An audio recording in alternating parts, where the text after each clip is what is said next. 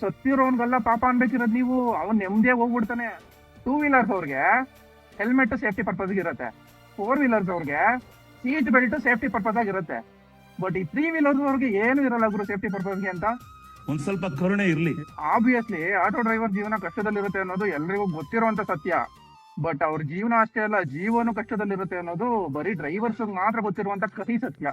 ನಾನ್ ಮನ್ಸಲ್ಲಿ ಅಂದ್ಕೊಂಡಿರೋದನ್ನ ಹಾಗೆ ಹೇಳ್ತಿದ್ದಾನಲ್ಲ. ಸಣ್ಣ ಪುಟ್ಟ ಆಕ್ಸಿಡೆಂಟ್ ಆದ್ರೂ auto drivers death, auto drivers ಕಾಲ್ ಮುರಿದೋಯ್ತು, ಕೈ ಮುರಿದೋಯ್ತು, ಈ ತರ ಕೇಸ್ಗಳು ತುಂಬಾ ಆಗ್ತವೆ. ಅಂದ್ರೆ ಅದ್ರಲ್ಲಿ ಏನು ಇಲ್ವೇ ಇಲ್ಲ ಸೇಫ್ಟಿಗೆ. ಅದಕ್ಕೆ ನೀವು ಬೇಕಿದ್ರೆ ಅಬ್ಸರ್ವ್ ಮಾಡ್ಬೋದು, ಇವಾಗ ಒಂದ್ ಸ್ವಲ್ಪ ದಿನದಿಂದ ಆಟೋಗಳಿಗೆ ಯಾವ್ದಾದ್ರು ಆಕ್ಸಿಡೆಂಟ್ ಗಳಾಗಿದೆಯೋ ಅದ್ರೆಲ್ಲ ಡ್ರೈವರ್ಸ್ ಗಳು ಡೆತ್.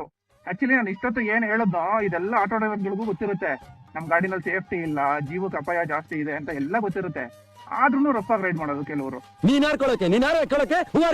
ಯೂತ್ಸ್ ಎಲ್ಲ ಯಪ್ಪ ಏನ್ ನುಗ್ಗಿಸ್ತಾರೆ ಗುರು ಆಟೋಗಳನ್ನ ಸಂದಿನಲ್ಲಿ. ಇನ್ಮೇಲೆ ಸ್ವಲ್ಪ ನಿಮ್ಗೊಂದ್ ಫ್ಯಾಮಿಲಿ ಇರುತ್ತೆ, ನಿಮ್ಮನ್ನೇ ನಂಬ್ಕೊಂಡಿರ್ತಾರೆ.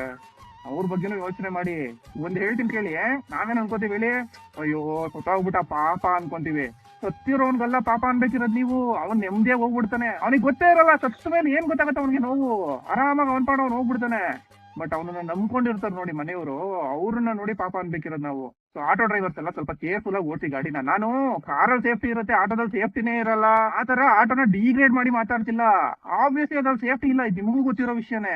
ತುಂಬಾ ಜನಕ್ಕೆ ಆಟೋ ಡ್ರೈವರ್ಸ್ ಗಳ ಬಗ್ಗೆ ಕೆಟ್ಟ ಕಲ್ಪನೆನೇ ಇರೋದು. ಏನಂದ್ರೆ ತುಂಬಾ ರಫ್ ಆಗಿ ಗಾಡಿಗಳನ್ನ ಓಡಿಸ್ತಾರೆ, ಸ್ವಲ್ಪ ತಾಳ್ಮೆ ಇಲ್ಲ, ಮಾತಾಡುವಾಗ್ಲೂ ಅಷ್ಟೇ, ಗಾಡಿ ಓಡಿಸುವಾಗ್ಲೂ ಅಷ್ಟೇ, ತುಂಬಾ ರಫ್ ಆಗಿ ಬಿಹೇವ್ ಮಾಡ್ತಾರೆ ಅಂತಾನೆ ಎಲ್ಲಾರ್ದು ಒಪಿನಿಯನ್ ಇರೋದು ಆಟೋ ಡ್ರೈವರ್ಸ್ ಗಳ ಬಗ್ಗೆ. ಅದನ್ನ ನೀವು ಸುಳ್ಳು ಮಾಡಿ ತೋರಿಸಿ, ಸ್ವಲ್ಪ ತಾಳ್ಮೆಯಿಂದ ಓಡಿಸಿ.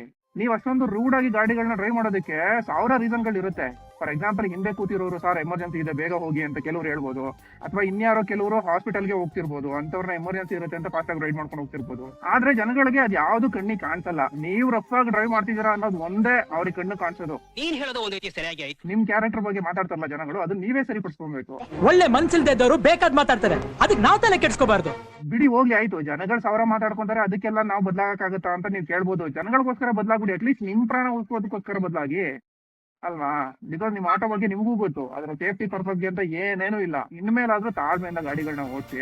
ಹಿಂದೆ ಇರೋರು ಎಷ್ಟೇ ಎಮರ್ಜೆನ್ಸಿ ಇದೆ ಅಂದ್ರೂ, ಅಂದ್ರೆ ಹಾಸ್ಪಿಟಲ್ ವಿಷಯ ಓಕೆ, ಈ ಕೆಲವರು ಹಿಂದಿ ಹೊಲಗಳು ಇರ್ತಾರಲ್ಲ, ಜಲ್ದಿ ಜಾವ್ ಬಾಯ್ ಅಂತ ಬಡ್ಕೊಂಡಿರ್ತಾರೆ ಹಿಂದೆ ಕುತ್ಕೊಂಡು, ಅಂತವ್ರಿಗೆಲ್ಲ ತಲೆ ಕೆಡ್ಸ್ಕೊಳಕ್ ಹೋಗ್ಬಿಡಿ. 10 ನಿಮಿಷ ಲೇಟ್ ಆಗ್ಬಿಟ್ರೆ ಪ್ರಾಣ ಹೋಗ್ಬಿಡಲ್ಲ. ಬಟ್ ಅದೇ 10 ನಿಮಿಷ ಉಳಿಸೋದಕ್ಕೋಸ್ಕರ ರೂಡ್ ಆಗಿ ಗಾಡಿಗಳನ್ನ ಓಡಿಸಿದ್ರೆ ನಿಜವಾಗ್ಲೂ ಪ್ರಾಣ ಹೋಗ್ಬಿಡುತ್ತೆ. ಸೊ ಬಿ ಕೇರ್ಫುಲ್, ಓಕೆನಾ.